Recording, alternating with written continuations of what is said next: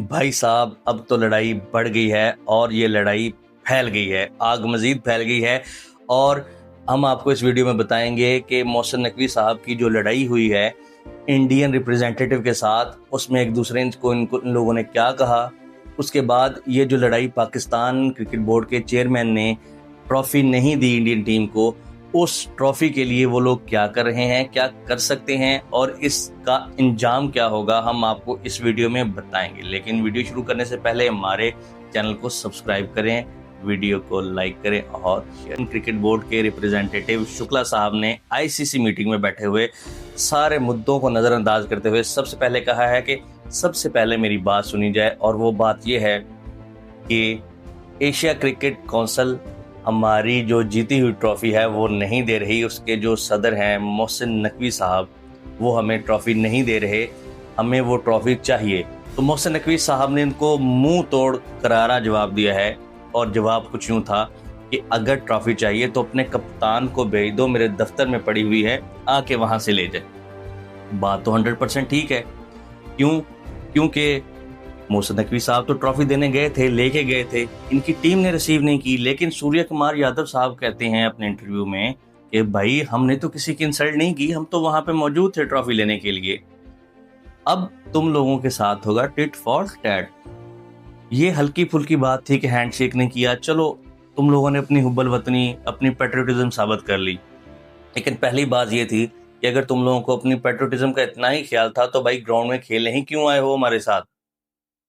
हमारे साथ अगर खेल लिया है तो हैंडशेक करके तुम लोगों को कौन सी बड़ी इज्जत मिल गई है भाई। तुम लोगों के कौन से वो पहलगाम अटैक का बदला लिया है तुम लोगों ने। उसके बाद इस तरह की छोटी छोटी हर चीज में, नहीं मैं नहीं ये करूंगा, नहीं मैं नहीं वो करूंगा, मैं नहीं वो करूंगा, बच्चों वाली हरकतें, बच्चों वाली फुफ्फियों वाली हरकतें कर रहे हो तुम लोग कि नहीं हमने ये नहीं करना, हमने वो नहीं करना।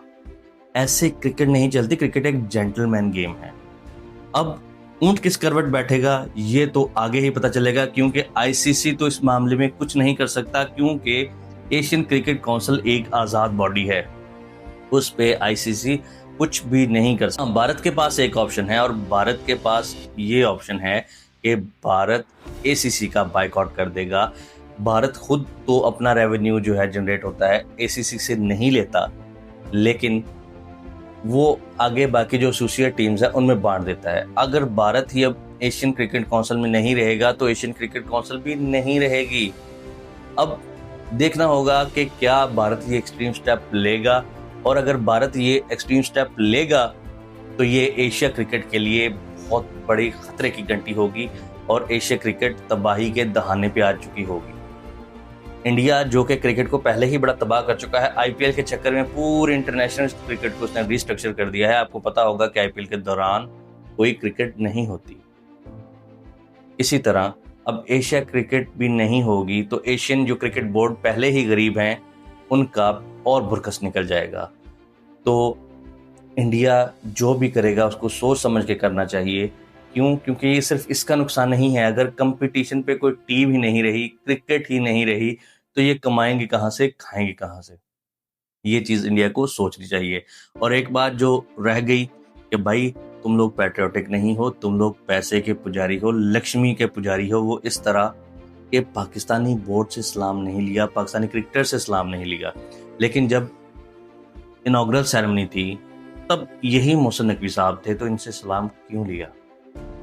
पाकिस्तान के एक अंपायर थे अफरीदी साहब, आपने उनसे सलाम क्यों लिया। बांग्लादेश के कोच मुश्ताक अहमद थे, तो आपने उनसे सलाम क्यों लिया। अगर आप ये कहते हैं कि वो पाकिस्तान को रिप्रेजेंट नहीं कर रहे थे, किसी और टीम को रिप्रेजेंट कर रहे थे, तो मोहसिन नकवी साहब भी इस टाइम एशिया क्रिकेट काउंसिल को रिप्रेजेंट कर रहे हैं, पाकिस्तान को रिप्रेजेंट नहीं कर रहे थे। आपके लिए और आपके फैंस के लिए सोचने का मुकाम है कि क्या करना है।